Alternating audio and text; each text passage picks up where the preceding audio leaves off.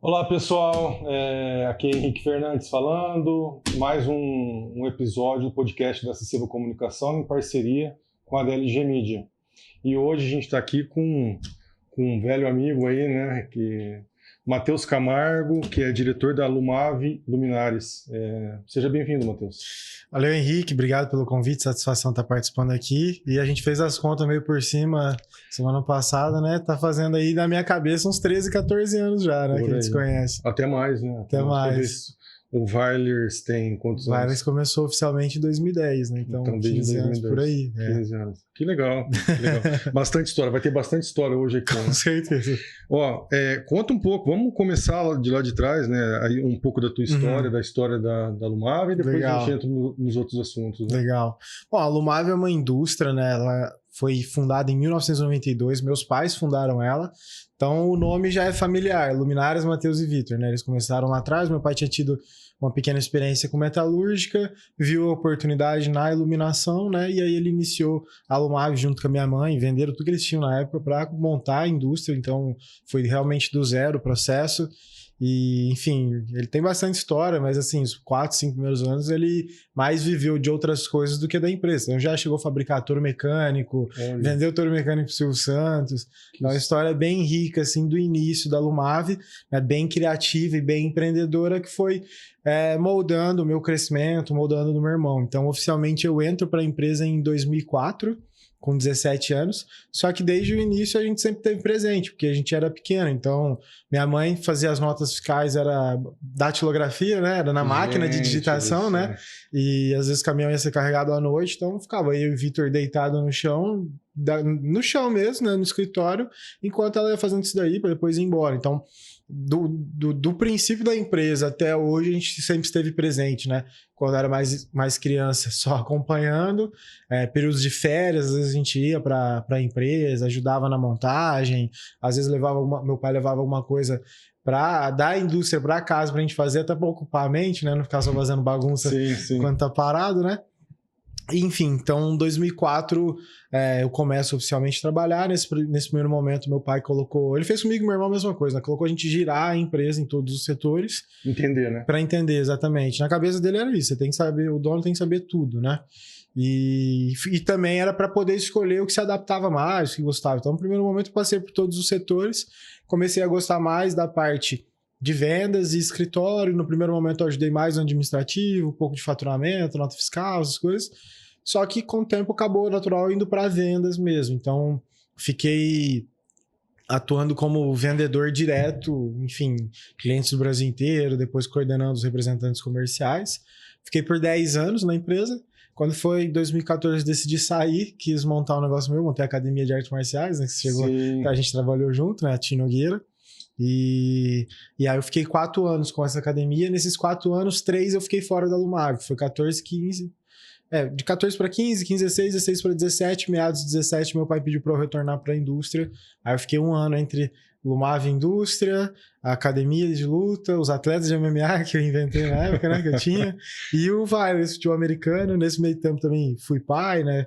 Eu casei em 2012, já tô com 38 anos, eu tô casado aí já 16, 13 anos, né? Acho que Conta um pouquinho para o pessoal da Lumave, mas para o pessoal entender o tamanho dessa indústria, o tamanho dessa indústria, o que ela representa, né? Cara, hoje a Lumave ela tá entre as maiores do Brasil, né? O Brasil está com muita indústria de iluminação, graças a Deus, sim, o mercado cresceu muito. Tem aquela competição, cara, assim, preço, domina muito a questão de varejo, só que a construção civil não para. Então, pro segmento da iluminação, a gente tá dentro da construção civil. É ótimo, né? É ótimo também. Sim. Então, tudo que é de varejo dentro da construção civil é potencial, se a pessoa souber trabalhar. Então, a gente, como indústria, a gente sofre a dor da indústria natural, que a margem é menor, aquela briga, competição, produtos importados e tudo mais. Só que a gente vai se direcionando. Essa história, a trajetória do meu pai, muito empreendedor e criatividade, a gente está sempre olhando melhores alternativas. Então, hoje a indústria, a gente tem 3 prédios na cidade, tudo ali no distrito industrial, 2 a gente ocupa, um terceiro hoje que está alugado, ele foi crescendo. Então, o terceiro hoje que é alugado era a empresa inteira, aí ele comprou o terreno do lado que é de ponta a ponta, né, bem grande, e aí ele trocou, depois ele comprou outro e foi crescendo. Então, hoje a gente tem aí tranquilamente 7 mil metros quadrados de Parque Fabril, né? Então, que vai desde... Bom, a gente tem ponta a ponta, né? Eu tenho todo o domínio da fabricação, desenvolvimento de produto, montagem, e a gente também tem o domínio da importação, né? Então, a gente busca o melhor custo-benefício para o cliente. Vocês vão para a China, né? A gente tem operação na China, a gente tem um escritório lá, que facilita bastante coisa. Então, desde 2007, a gente faz operação lá. Maquinário nosso totalmente atualizado, né? A gente meu pai trocava de máquina, assim, mais do que trocava de carro. Então é muito recente, muito atual, o nível de tecnologia que a gente tem no Parque Fabril. É difícil tangibilizar, né, a parte de indústria, porque hoje a indústria no nosso Brasil está crescendo muito, e Rio Preto também, né, cara? Então, graças a essa facilidade de importar, de negociar, a tecnologia tá ficando melhor. Mas somos uma das maiores do Brasil. Em Rio Preto, somos hoje a mais antiga, né? Chegou a ter uma anterior a nossa, que era a Via Light, mas infelizmente ela fechou, já tem uns 5, 6 anos, que eles eram mais velhos que a Lumave. E acho que hoje, tranquilamente, a Lumave é a mais antiga aqui da cidade. Legal. Tem outras empresas antigas também. E na nossa região, um detalhe legal também, que a gente tem bastante indústria de iluminação. Então, não vou dizer que somos um polo, né? Mas estamos aí entre os principais polos do Brasil de iluminação, né? São Paulo, capital, a gente tem grandes marcas, Curitiba, Rio Grande do Sul também. Você mas fala nossa região. Nossa região tem bastante indústria de iluminação aqui. Que legal. De pequeno, médio porte tem bastante. Que legal. Fala um pouco, Matheus, aqui, para quem não te conhece também, a tua relação com o esporte. Porque eu acho que, né, linka aí, né? Sim. Futebol americano, do Vailers, o que representou o Vaz. Hoje as pessoas, nossa, tem um futebol americano em Rio Preto, mas não sabe o começo ali atrás, como que foi, né? Sim. Cara, o esporte sempre teve na minha vida, desde pequeno. Meu pai sempre incentivou eu e meu irmão, então artes marciais, atividades físicas a gente sempre participou. No passado, naturalmente, era mais futebol, né? Então ia pro clube jogar, treinava nos times aqui da cidade. Com 17 anos eu já vi que o futebol não ia ser pra mim. Eu lembro de ter tido uma amostra, vamos dizer, amostra grátis de uma passagem no América, assim, foi de 30 dias, que eu falei, cara, eu não quero ser você chegou? Mas primeiro que eu acho que eu não ia ter uma carreira longa. Zagueiro baixinho não ia dar muito certo, né? Ia ter que ser o Gamarra, né? O Gamarra ainda vai, então eu acho que eu não tava no nível dele. Talvez um volante, mas assim, acho que pra jogar grandes não chegaria, não. Então, eu já tinha essa noção, mas eu gostava muito de jogar e meu pai tava incentivando, né? Sim. E aí... Nem foi por peneira, que acho que é pior ainda. Então foi um amigo que era conselheiro, indicou, eu fui para fazer o teste, rapaz. Então assim, já era difícil de fazer amizade, né? Porque o pessoal lá tava literalmente dando a vida, né, para jogar. O América tava na fase boa, isso foi 2003. Ainda estava numa boa fase. Tanto que em 2006 veio ser campeão da Copinha, né? 3 anos depois. Sim. Então, o meu nível, além de estar abaixo, eu não conseguia, assim, nem fazer amizade. Falei, não quero isso aqui não. O pessoal tava deixa eu ir pra área empresarial. Já tem empresa, já. Eu falei, vou terminar o terceiro colegial, fazer faculdade, vou trabalhar com meu pai. Então, mas assim, eu nunca parei com o esporte. E em 2008 estava nos Estados Unidos. E chega no final do ano, o futebol americano é muito forte, então você tem as finais da NFL, que é a liga profissional, e você tem as finais do universitário, né? O college. E aí a ESPN lá não é igual que hoje, a ESPN tem 4 canais no Brasil, né? Lá acho que era 4 só para esporte universitário feminino, mas não sei quanto de esporte universitário. É um negócio, né? Muito diferente. Negócio. Tranquilamente, eu lembro de ter 13, 14 canais da ESPN lá por temas ainda. Meu Deus. Então era ESPN 1, 2, 3, 4, aí tinha ESPN College, ESPN Women's. Cara, então era bem diferente, muito futebol americano passando. Eu falei, poxa, que negócio doido esse jogo, né? Eu não conseguia entender. Beleza, e eu gostava de videogame e eu comprei um PlayStation portátil. E aí veio o jogo do futebol americano e falei, caramba, né? O negócio tá me perseguindo. Cara, peguei a gente tava indo embora, pegamos um taxista brasileiro, cara. Aí conversa vai ver, ele já tava há muito tempo lá. E eu falei, cara, esse futebol americano, um negócio doido e tal. Ele falou, não, esse jogo é muito inteligente. O cara começou a me explicar. Assim, a explicação que ele me deu, eu falei, cara, que legal. E eu comecei a jogar e comecei a entender. Começou a fazer mais sentido. Porque o jogo é estratégico, sim, tem toda a construção, a dinâmica, né? Sim. É um jogo bem inteligente. E aí, eu voltei com isso na cabeça e meu irmão falou, tem uns meninos lá no condomínio. A gente morava no Recanto Real. Na época, eu falei, tem uns meninos no condomínio brincando lá. Aí eu cheguei e já vi eles. comecei a conversar nisso, assim, não, conseguimos para treinar no Automóvel Clube de Campo. Dos campos lá, eu tava parado, aí já fomos para lá, nisso acho que já conseguimos uma matéria no SBT, que sei lá, alguém conhecia, gerou curiosidade e já começou a aparecer mais gente curiosa, foi muito rápido. E meu tio, que faleceu em 2007, Sérgio Camargo, foi vereador muito tempo. Isso era 2008 para 2009, então tinha relacionamentos ainda que estavam na prefeitura. Eu fui, conversei, acho que era o Vilela, né? Porque tinha sido assessor do meu tio. Falei com ele, ele jogou a gente para falar com alguém na Secretaria de Esporte e a gente começou a treinar lá no Distrito Industrial. Não no campo do meio, né? Mas o campo colado ali na Cidade das Crianças, campo menor. Então ali, cara, já começou a aumentar muito a quantidade de gente curiosa. Então, aí começou a ter matéria da Globo, Diário da Região, tudo por curiosidade. Foi aumentando o número de pessoas, até que chegou no fim de 2009 a gente falou, cara, vamos organizar e fazer um time certo mesmo, né? Sair desse negócio, porque a gente começou a ver que estava tendo as competições a nível Brasil. Então, 2009 foi o primeiro campeonato brasileiro, começou a ter campeonato paulista. E isso não tinha Instagram na época. Não tinha nada. O YouTube, não lembro se tinha, mas se era forte ou não. Mas eu não lembro que era, acho que não era forte. Como é que a gente descobriu? Era pelo Orkut. Não era nem Facebook, era o Orkut. A gente foi descobrindo. Enfim, fomos conversando com o pessoal. Começamos a interagir mais isso aí. Aí, em 2010, começa o Rio Preto Vilers oficialmente, né? Começa a história do Vilers, para ser um time para competir. Então, aí acho que a gente já consegue o contato contigo, começa a ter as matérias, e aí já começa a pegar mais contato em prefeituras, as coisas começam a acontecer. Então, 2010 ali... Foi 2010. Quando vocês foram pro Rio Preto? A gente começou a treinar no Rio Preto 2011 para 12. 11 para 12. Fim de 11 para início de 12, porque 2012 é o primeiro ano que a gente compete oficialmente. Primeiro campeonato paulista e primeiro campeonato brasileiro. E... na época o Ivan estava de presidente, a gente fez a fundação junto eu, o Valá, que legal. O Ivan. E aí eu lembro que tava segurando para fazer jogo em Rio Preto, porque a gente tinha que ter um lugar bom, aí tinha o Rio Pretão, já tava alinhado, né, pra gente jogar lá e treinar lá. Sim. E só que a gente não tinha confiança ainda, porque eu tive, cara, começando. Então, o primeiro jogo nosso... Eu lembro assim, o primeiro campeonato, a gente perdeu todos os jogos, né, cara? O primeiro campeonato paulista... Aí, ó, pessoal, o Vilers já perdeu bastante, já. Os 2 primeiros anos foi sofrido. Foi sofrido. E eu lembro que eu ligava pro meu pai, né? Acabava o jogo, ele, e aí? Perdemos, né? Aí, segundo jogo, e aí? Perdemos. Aí, no terceiro jogo, daí, ganhou experiência, né? Já nem esperou, né? Alguma coisa.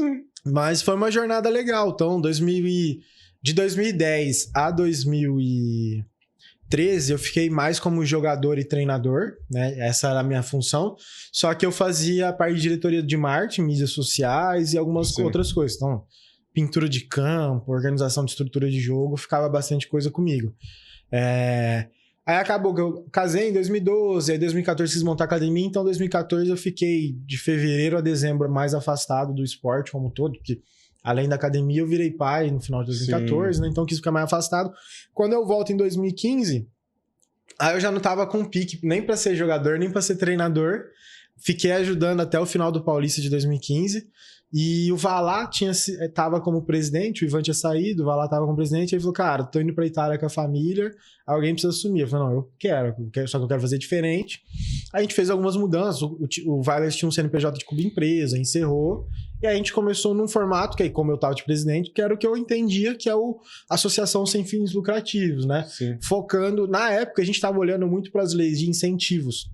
Mas essa decisão, ela moldou o que o Vilers é hoje, porque lá atrás... também, né? Exato, porque lá atrás, quando a gente pensou, primeiro tem que ter um conselho administrativo. Segundo, se alguém entrar com a intenção de ganhar dinheiro, ela vai destruir algo que a gente está construindo. Ponto final. Então, a gente já trabalhou o estatuto, né? O CNPJ, e as coisas foram acontecendo. Então, eu lembro que o pessoal falou, pô, a gente precisa de patrocínio, precisa disso, daquilo. E eu falei, cara, tem que ser sincero, né? Quem é a gente, né, filho do pão? Tem um monte de esporte e o Preto tem o amador que é forte, mas né? Em 10 anos conquistou muita coisa, né? Exato, só que eu acho que a gente moldou a mentalidade da maneira correta, que é eu hoje, como empresário, tendo participado, para mim, o maior projeto esportivo atual em Rio Preto é o nosso. Se você pegar hoje, como é que tá o vôlei em 2025, a gente vê o professor Ademilson sofrendo com o feminino, masculino nem sei se tem. Vai disputar a divisão principal. Exato, então. Só que o Ademilson é o cara que não desiste. E o Ademilson, ele não tem ninguém, por exemplo, por detrás com a visão mais de empresa. Ademilson, ele vai literalmente, se ele tivesse alguém com visão de empresa, talvez ele não sofreria tanto, né? Só que é muito difícil, cara. Então, tipo assim, você tem que achar alguém que é apaixonado pelo esporte, que tem essa visão de gestão, porque ele é muito bom no que ele faz como treinador. Tem que ter um empresário que formador, gosta do esporte, exato, que incentiva. É isso. Então, assim, o Weilers, no momento certo, achou as pessoas certas. Então, a gente tinha... a gente sofria em campo, porque a gente não tinha as pessoas certas em campo. Só que fora a gente tinha as pessoas com visão empreendedora, não só eu, mas, por exemplo, teve um tempo o Jefferson Salles comigo. O Jefferson Salles fazia toda a correria de intermédio com a prefeitura. E aí, no momento certo, o Zé Liso voltou para São Paulo, que aí ele conectou a mãe dele, a Beth Liso, contato político. Sim. Aí veio o Wilmer. O Wilmer, só que jogando ainda, nem envolvido com diretoria nada, mas a mãe dele se aproximou por causa dele estar jogando, junto com o Tchur, né? Sim, o falecido Tchur. Ajudou muito. Então, assim, foram conectando as famílias da galera que tinham a visão, cara, isso aqui pode ser um negócio melhor, isso aqui pode melhorar.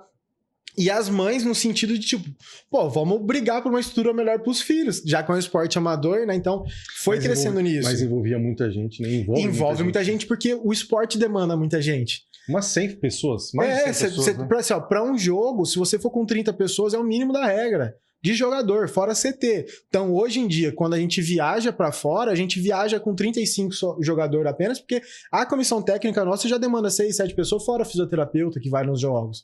Então, a estrutura foi crescendo nessa visão. O que a gente pensou lá atrás? A gente, vamos ganhar alguma coisa primeiro, depois a gente vai atrás de mostrar. Então, a gente entendeu que para dar a carteirada de pedir patrocínio, que é o que eu sinto que o pessoal em Rio Preto não entendeu até hoje. Todo mundo chora, a prefeitura tem que ajudar, a Secretaria de Esporte. Eu acho que tem, mas acho que, tipo assim, ela ajuda até a página 1. Da 2 a 10 é o pessoal, e aí o pessoal se acomoda até a página 1 e quando dá um problema, muda a gestão, reduz o orçamento, a pessoa não tem para onde recorrer. E tem que ter entrega, né? Tem que ter entrega. Então assim, trazer resultado. Então todo mundo foi, literalmente, a gente passava o chapéu, o Campeonato Paulista, a gente foi, o desafio foi, isso era 2015. Turma, 16 e 17, a gente vai se matar. Assim, ó, tiver que fazer em campo e fora de campo, a gente vai se matar, é rifa, não sei o quê. Vamos ser campeão paulista em 2017, e aí eu, como presidente, fiz o desafio que se fosse campeão em 2017 e 2018, a gente começava o ano com patrocínio. Não ia pagar tudo, mas que a gente ia ter patrocínio para ajudar em algumas despesas. Cara, as coisas vão... Quando você tem, acho que a gente criou uma mentalidade muito forte, que as coisas foram acontecendo. Por exemplo, 2016 foi começar o Paulista, 2 americanos mandando mensagem pra gente na página do Facebook. Os caras queriam vir jogar aqui. Eu falei, cara, a gente não tem dinheiro nem pra pagar nada. Os caras, não paga a passagem pra ir. A gente só precisa que vocês filmem os jogos pra gente ter vídeo. Eles pagaram a passagem pra vir, a gente arrumou um lugar pra eles ficar, arrumou a comida. Só, eles não tinham salário. Foi um dos primeiros times que recebeu o norte-americano? Não, o Corinthians e o Cuiabá foram os primeiros em 2010 já. Em 2010, o Cuiabá acho que trouxe um treinador e 2 jogadores. Aí o Corinthians, na época, não tinha restrição. O Corinthians já veio e trouxe 4 ou 5 americanos. Então até de 2010 a 2012 já tinha bastante time fazendo isso, né? Em 2013 a gente já tinha trazido um americano também, nessa mesma situação, só que por 3 meses. E aí a gente tava querendo trazer pro ano... Aliás, a gente não tava nem procurando, né? O cara que se ofereceu, eu falei, cara, não tem dinheiro, se você quiser pagar pra vir, vem. Os caras vieram, ficaram um ano e a gente já deu um salto técnico muito grande. É diferente, né? Aí 2017... Aí beleza, 2016 a gente já ficou entre os 4 do Paulista e perdemos na semifinal do Brasileiro da Série B. 2017 a gente entra um ano, um dos americanos continua, a gente traz um segundo no mesmo molde, sem salário, nada. Aí a gente foi campeão já paulista já em 2017. A gente já foi campeão paulista invicto na época. Melhor ataque, melhor defesa, tudo. E aí tava tendo 2 campeonatos paulistas que aconteciam. Não tinha sido a unificação ainda. Então o campeonato que a gente tava jogando tinha mais times do interior. E o outro campeonato tinha o Corinthians, tinha o Palmeiras, tinha o Santos. E aí os caras, vem jogar, o time de vocês é bom, vocês são organizados. A gente se ajeita aqui, que é quando a gente começa a jogar esse PFL. Só que nessa época, final de 2017, a gente já tava 12 jogos invictos. A gente perde pra Ponte Preta num jogo aqui do Brasileiro, enfim, depois também a gente perde na semifinal. A gente perde na fase de grupo pra Ponte Preta, ainda assim se classifica, vai avançando e na semifinal a gente é eliminado. Nessa época eu tava já assim, exausto, cara, porque eu não imaginava que o trabalho ia ser tão cansativo. Comecei a conversar bastante com o pessoal, porque aí em 2017, né, eu tinha voltado pra Lumave, tinha academia, tinha nascido minha segunda filha, tava com os atletas de MMA e o Virus, era muita coisa, né, do esporte, fora do esporte, pra mim tava bem desafiador na época. Começou a me gerar atrito no casamento e tal, Claro. né? Natural, não ficava em casa, né? Toda hora tinha alguma coisa diferente. Viaja. Por exemplo, em 2017 eu cheguei a levar o Natan pra lutar na Inglaterra. E, ó, maio de 2017 eu levei o Natan pra lutar na Inglaterra. Em junho a gente tava jogando a final do Campeonato Paulista. E eu tinha esquecido de falar pra Michelle que eu ia viajar, né, cara? Então, tipo, ela ficou sabendo numa entrevista que eu dei pro... Jesus, lembra do Osair, que ele tinha um programa ao vivo? Sim. Como que chamava o programa? Eu esqueci. Resenha.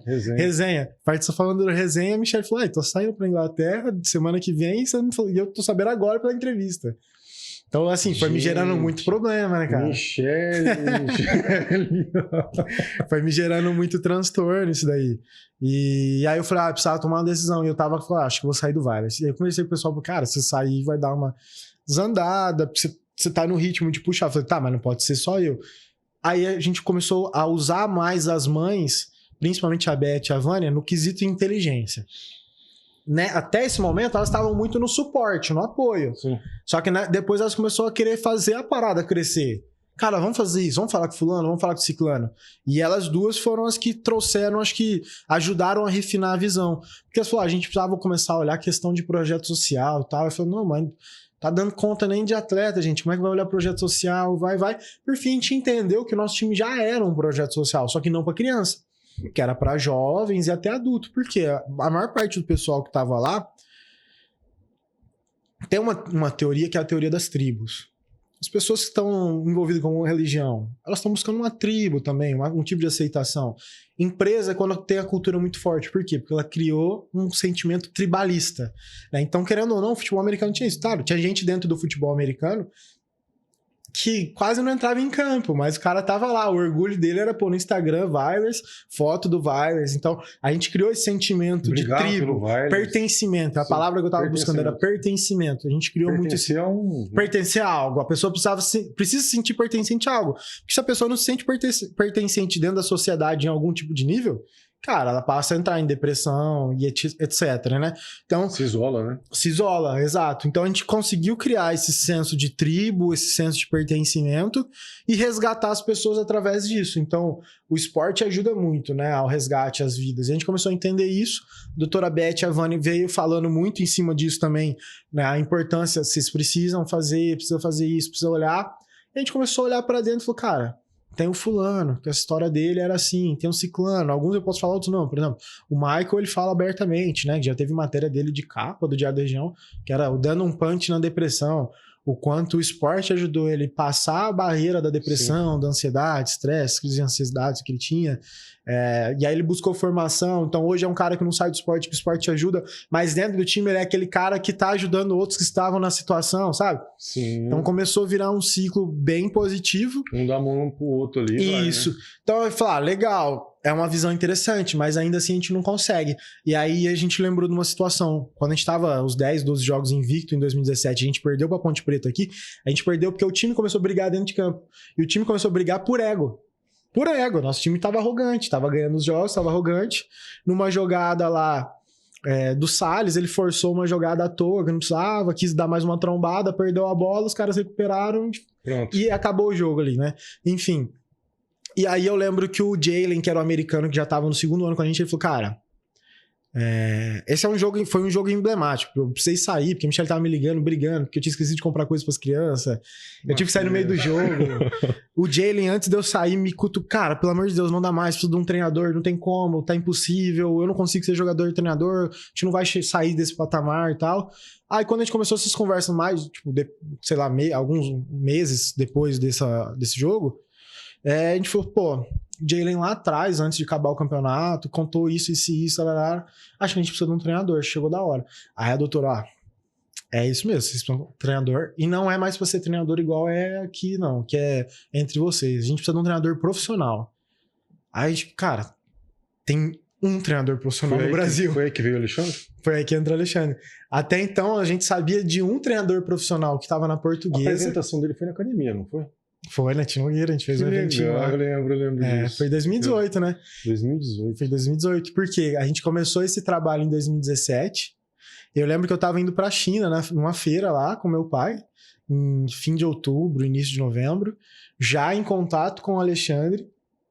Não é que o Alexandre ele era desconhecido a nível Brasil, mas ele já estava no esporte no cenário de Belo Horizonte, em Minas.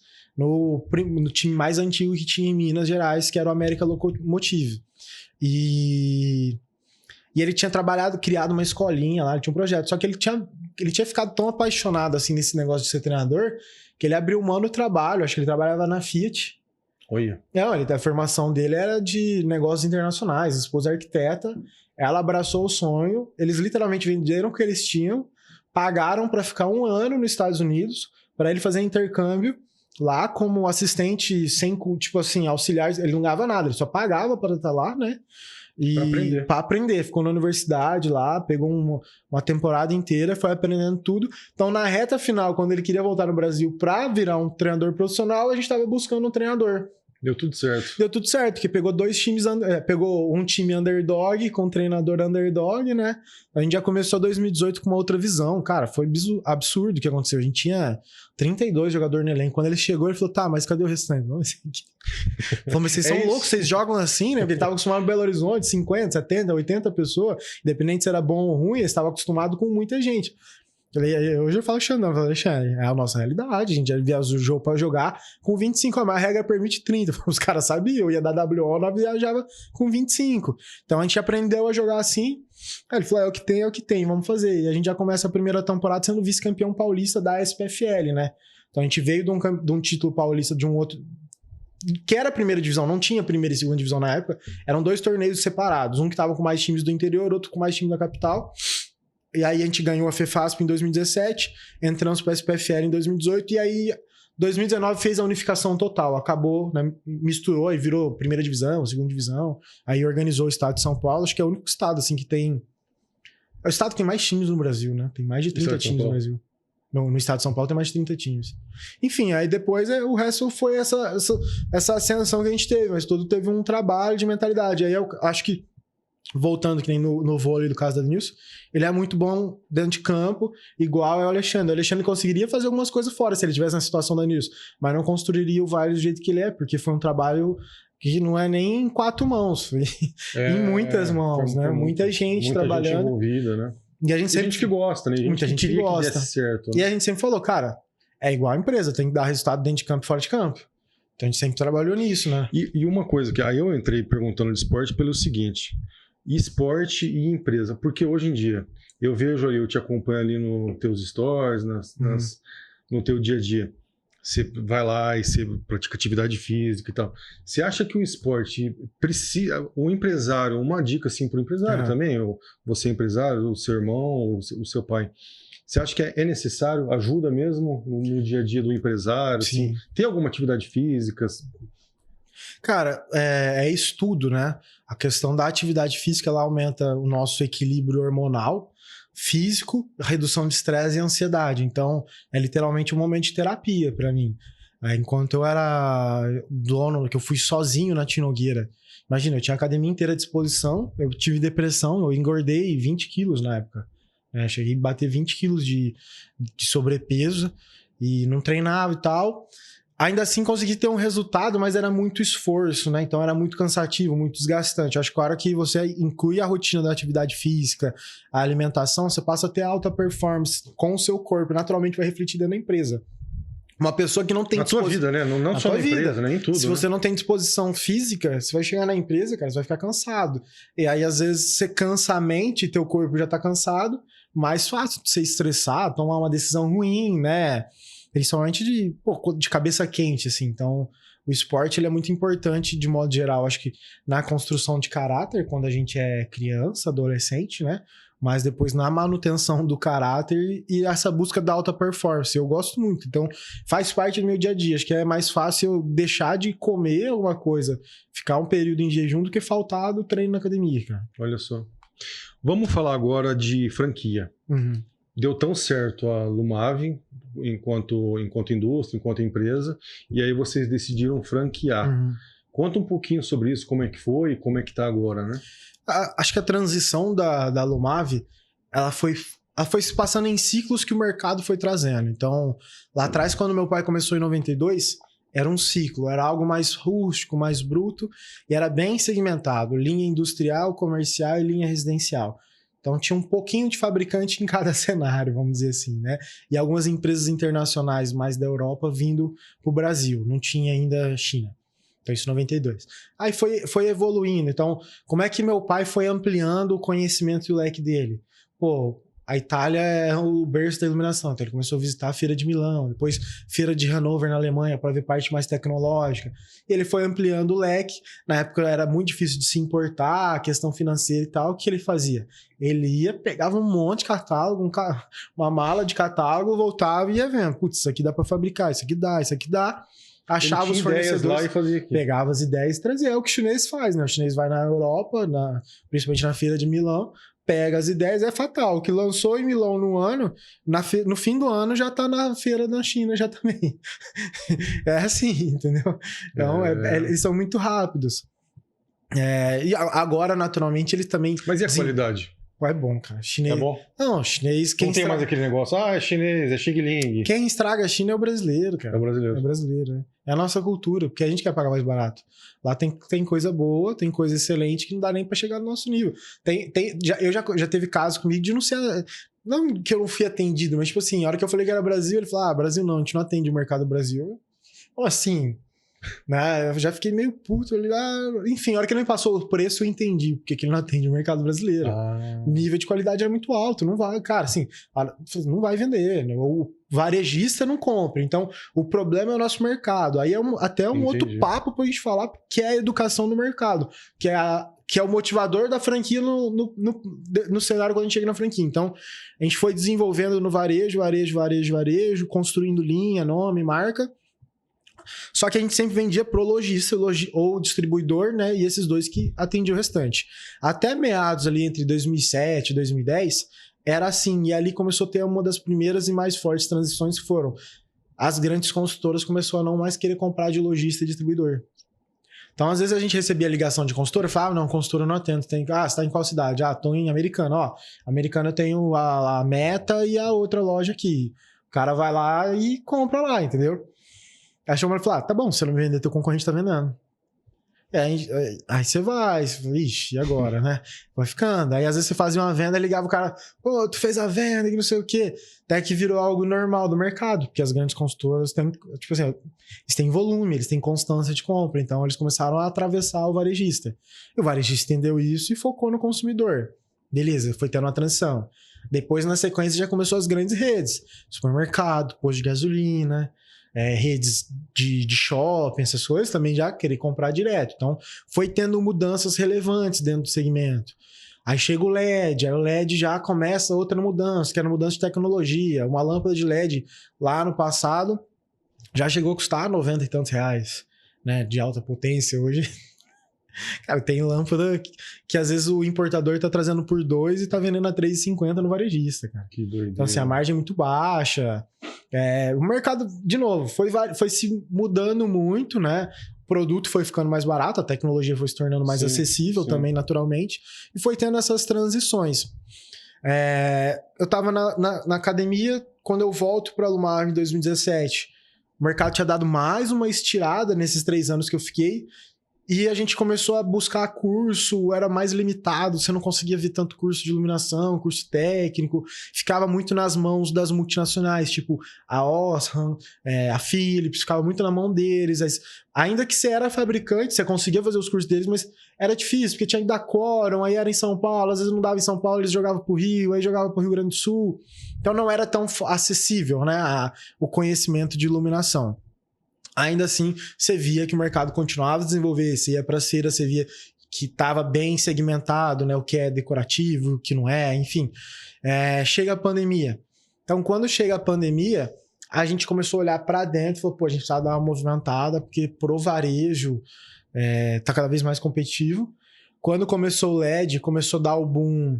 Acho que o Brasil oscilou, teve a questão da Dilma, do impeachment e tal, isso foi interferindo. E a galera que tinha dinheiro e que tinha, às vezes, o receio de fazer um investimento em patrimônio, essas coisas, teve o boom imobiliário, né, nos Estados Unidos, depois veio pra cá, que aí estourou, tudo, sabe, desvalorizava e valorizava muito, muito rápido, às vezes meio sem uma lógica muito clara. O pessoal começou a fazer. Pô, eu já tô importando, sei lá, microfone. LED tá em alta, começa a importar LED. Então começou, nesse período de 17 até 20, muito importador, que o cara não tinha marca, aparecia, chegava, cara, arrebentava ali uma região do mercado, jogava o preço baixo, o produto era ruim, o cara já sumia do mercado, tava tudo certo. Os chineses começaram a vir pro Brasil também, abrir espaço aqui, e aí, cara, eles fazem as falcatruas, aí isso é difícil, da cultura deles, cara. Fazendo muita falcatrua, enfim. A gente, infelizmente, tem uma cultura corrupta também, então os portos, né, tem situações, enfim. Os caras traziam uns produtos nos preços meio difíceis. A gente olhou pra tudo isso e falou, cara, não sei se varejo vai ser o cenário pra nós. Começamos a fazer estudo, e aí eu já tinha sido franqueado, aí conversando com pessoas sobre franquia. Rio Preto é considerado a capital nacional do franchising, né? Então veio a ideia de franquia. A princípio ia ser loja, a gente não estava confiante, porque o investimento era alto, uma loja. A gente não queria o conceito de loja tipo material elétrico, aquela que tem de tudo. Não queria o conceito de loja de preço, porque como a gente está na ponta, a gente sabe, cara, quanto mais barato você quiser, mais barato você acha. Só que naturalmente a qualidade vai acompanhando. Preço baixo, qualidade baixa, né? Falei, putz, pra ser isso daí também não faz sentido.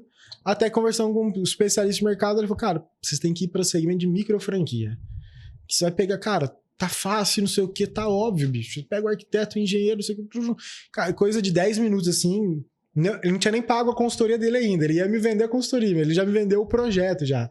Cara, é home office, é isso, tarará. Cara, top. Aí passamos a estudar mais, eu passei a estudar mais o mercado 2018. ainda. Não, aí já tinha entrado a pandemia, né? Foi durante a pandemia, 20. né? Já era 20 já. Então, final de 20, começa a fazer o estudo, a formatação, lança oficialmente em julho de 2021.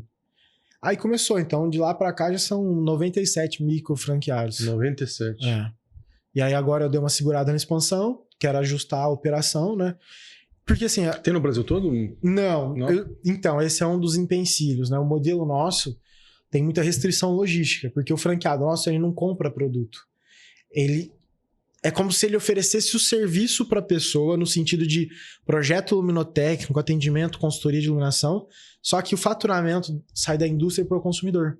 Então o franqueado fica como intermediário, ele tem um percentual, um comissionamento. Entendi. Então ele não desembolsa. Por exemplo, tem um caso mais icônico, o franqueado em Sorriso, uma venda de R$97 mil, em que ele, nisso daí ele botou no bolso 26 mil, mais ou menos, líquido. Olha. E ele não desembolsou a compra do material, né? O faturamento é feito por nós, o controle do recebimento é nosso, a gente paga o franqueado. Então, tipo assim, ele não tem o custo do tributo, do frete. A gente também pula a bitributação, né? Porque aí o franqueado não tá...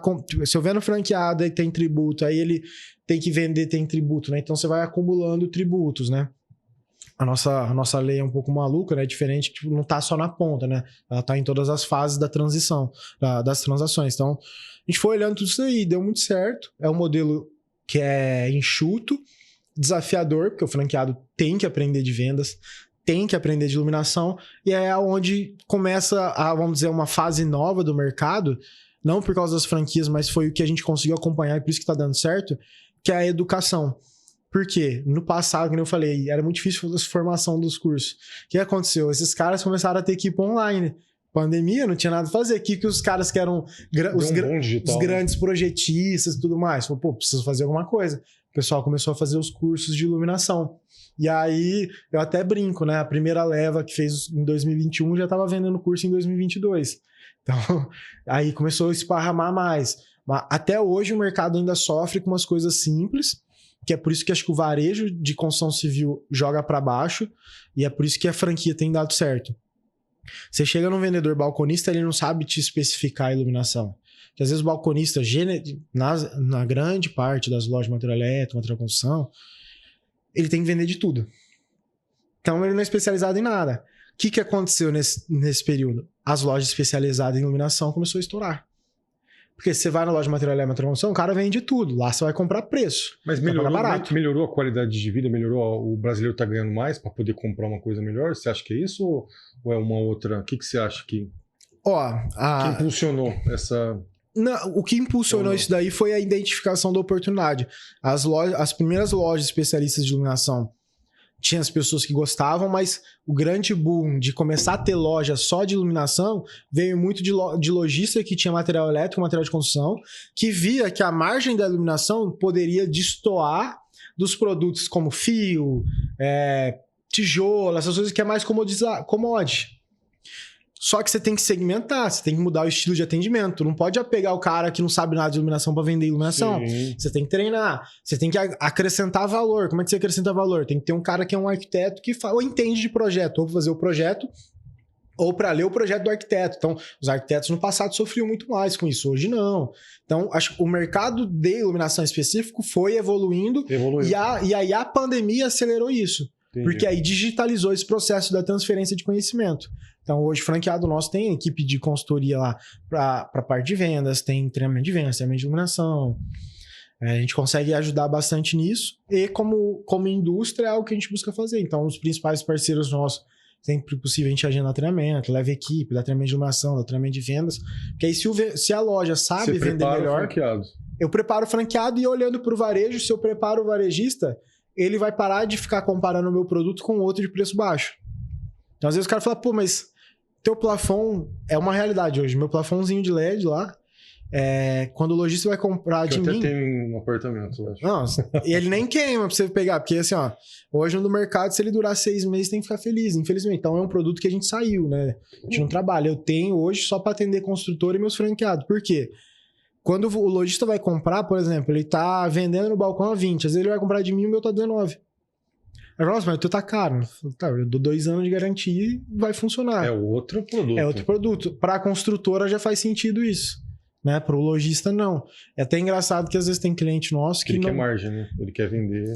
Na verdade, ele vai brigar. Eu lembro de ter conversado, ele falou assim, Matheus, eu entendo que teu produto é bom, eu sei que seu produto é bom, mas na esquina, literalmente na esquina, eu tenho um concorrente. Ele tá vendendo da outra marca. A outra marca é 1/3 do teu preço. Como é que vai fazer? Como é que eu vou competir? Meu vendedor não vai saber explicar. Eu falei, não, tá tudo certo. Não vai entrar na cabeça de quem tá comprando, né?